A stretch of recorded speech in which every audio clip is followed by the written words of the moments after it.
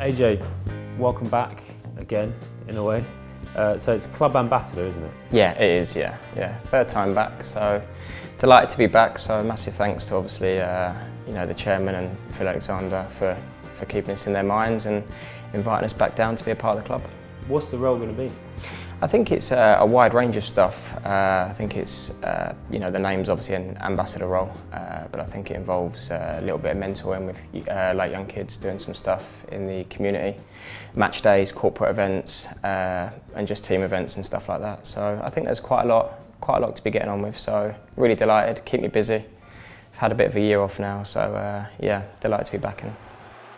You've obviously spent quite a lot of time at other clubs, Everton and Fulham. What is it about Palace that made you want to come back? I think Palace was where, I kind of started my career at Birmingham.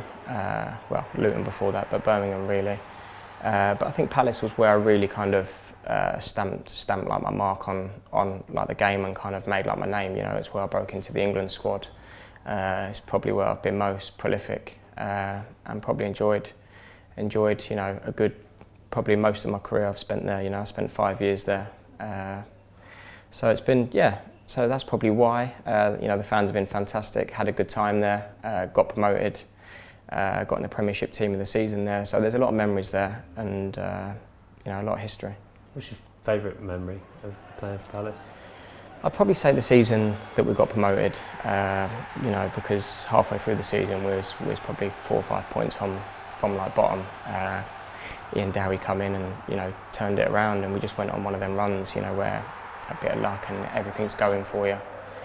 And we creeped in at 6th place, and we got into the playoffs, and we was probably the underdogs.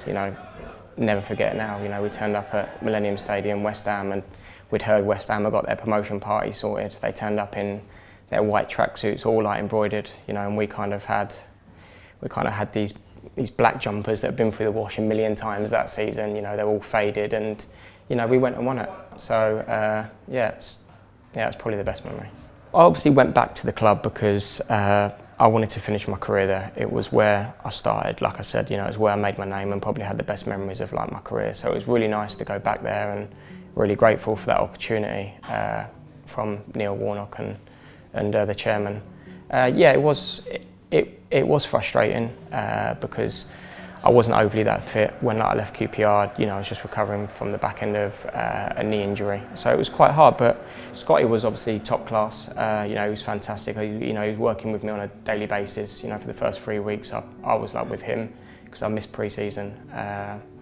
And then obviously after every session, when I was integrated with the first team, he was still topping me up. So I'm playing some 21 games. It was frustrating, but the team were doing really well at the time. Dwight Gale was doing really well, and Fraser Campbell was scoring week in, week out.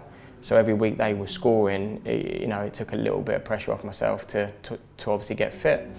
And then it was only a short contract. In the back end of that contract, I got another tear in my meniscus. So that was obviously the decision to take a step back from the game and just take a year off of like football.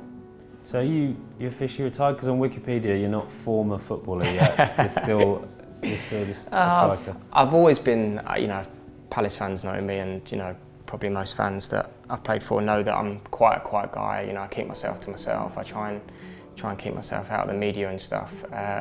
So it's not something that I really wanted to go and do. I didn't really want to go and announce that I've retired from a 20-year career to go and have 5 minutes of time on Sky Sports News. You know what I mean? So it's it's not something that that I'm about. I just took a step back and slowly faded under the radar. But I'm really happy. Delighted with my decision. Do I miss it? Yeah, I miss the banter. The boys are great, and being around the dressing room every day is really good. Do I miss the day-to-day stuff? No, I don't think I do, because the back end of it I started to get highly frustrated with like injuries and stuff, and when I was playing well and doing well, I was fit, I was training every day, I was enjoying it, and that's what made me the player that I was. I was kind of relied on pace and my sharpness, and the back end of it I kind of spent a lot of time having a day training, having a day off, training a couple of days, having 2 days off, and I never really got that sharpness back. So I kind of got frustrated with myself, and plus the younger players get quicker. Sometimes you just got to hold your hands up and say it's time. What have you been up to the past year? I was quite lucky. So literally 2 months before I retired, my little girl was born, Alessi. So it was really nice to take a year off to do all the stuff with Alessi that I didn't get a chance to do with Finley and Frankie. Obviously travelling away, playing away week in, week out, and training here, pre-season tours, end of season tours. You don't really get to see a lot of the kids. You miss a lot of birthdays, you miss a lot of Christmases. So this Christmas we went to Florida for 5 weeks, which was really nice, really, really nice. It's the first time that I've not woke up on Christmas Day at 5 to open the presents, to go training for 9, to get back, to have Christmas dinner, which is normally pasta, and then go and meet in a hotel of Christmas night. So it's really nice to spend the whole time with the kids. And what about your little football school that you've got set up? Yeah, well, one of my closest mates from like football was Bobby. We've got a really good relationship off the pitch and really good relationship on the pitch when we played at Fulham, and we spent 4 years at Fulham together, and then I followed him to QPR with a little helping hand from him to help it go through. But so we're like close mates. We've set up a little football school, summer camps and stuff, just for kids who want to put some stuff back into like the community. It's called Pro Days. So we go into schools. We've got a little camp out in Sardinia, like a holiday resort. We've done one at Christchurch in the last half term, which is in Oxfordshire, speaking to a couple of schools in Bedford and a couple of schools in Bob's local area.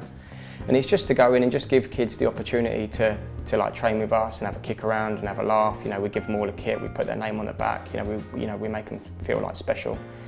And I just think it's good, it's really nice to like put that back. When I was younger, I'd have loved someone to come down and have a kick around with us, but we didn't have that opportunity. So is that where you see your future, kind of helping out with kids football? Yeah.